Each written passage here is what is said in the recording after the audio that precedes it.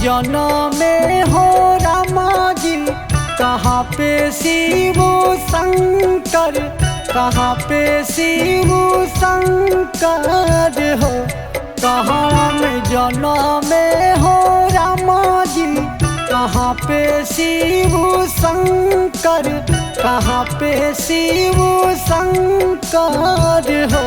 सखिया कहाँ में जनमे कन्हैया, गवाई साखी सोहार हो।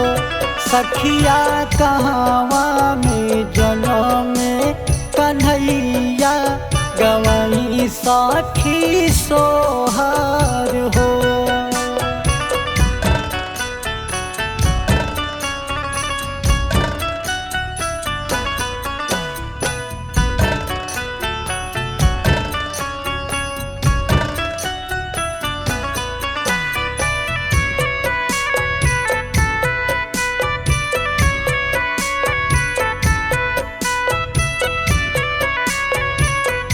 अयोध्या में जनमे हो रामा जी, कदेवो घर शिव शंकर, कदेवो घर शिव शंकर हो। अयोध्या में जनमे हो रामा जी, कदेवो घर शिव शंकर, कदेवो घर शिव शंकर हो।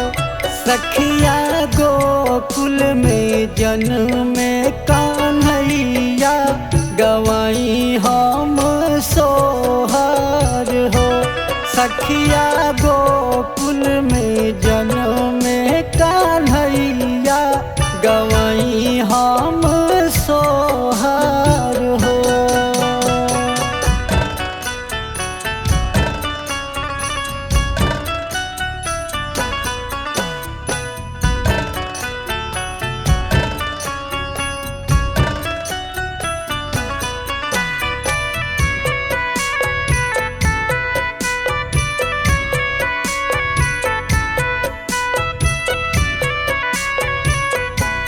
कौन खेल खेले श्री रामा हो, कौन खेला शंकर, कौन खेल शंकर हो।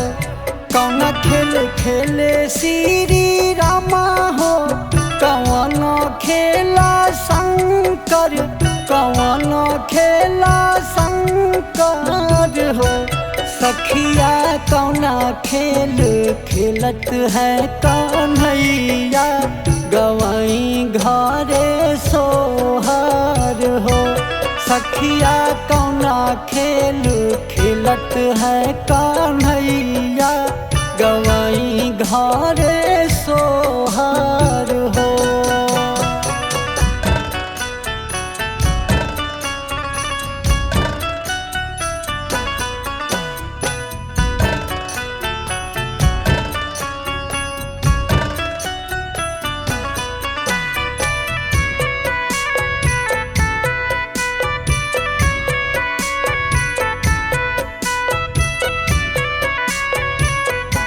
राम खेलता माटी धुरिया, शंकर साप गोजर, शंकर साप गोजर हो। राम खेलता माटी धुरिया, शंकर साप गोजर, शंकर साप गोजर हो। सखिया कान्हा खेलता गिल्ली डंडा, गवाई हम सोहार हो। सखिया कान्हा खेलता गिल्ली डंडा, गवाई हम सोहार हो।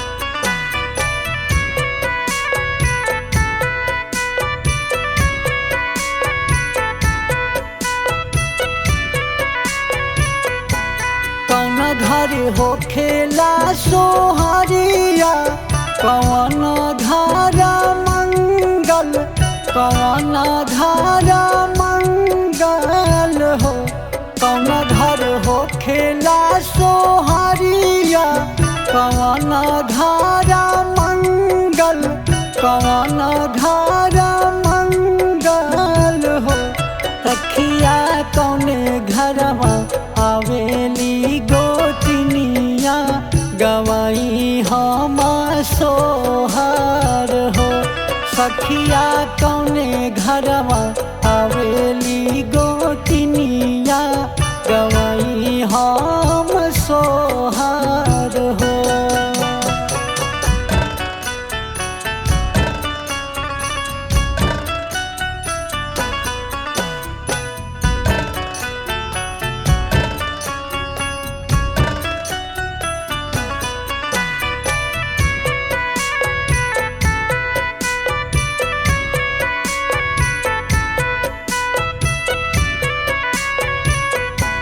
राम घर होला सोहरिया त शंकर घर मंगल त शंकर घर मंगल हो राम घर होला सोहरिया त शंकर घर मंगल त शंकर घर मंगल हो सखिया कान्हा घरे आवेली गोतिनिया गवेली सब सोहर हो सखिया कान्हा घरे आवेली गोतिनिया गवेली सब सोहर हो। कहाँ में जनमे हो रामा जी कहाँ पे शिव शंकर कहाँ पे शिव शंकर हो कहाँ में जनमे हो रामा जी कहाँ पे शिव शंकर कहाँ पे शिव शंकर हो सखिया कहाँ में जनमे कन्हैया गवाई सखी सोहर हो सखिया कहाँ में जनम कन्हैया गवाई सखी सोहर हो।